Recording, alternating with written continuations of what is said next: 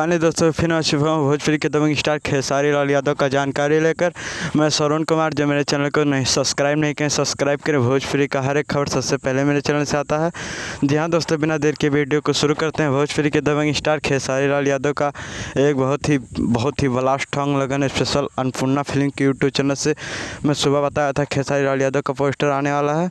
जी हाँ, तो उस गाने का पोस्टर बहुत ही तगड़ा रिलीज़ हो गया है, जो कि दोस्तों गाना आप सबके दिख रहा होगा। गोरी तोर गलिया गाने का नाम है।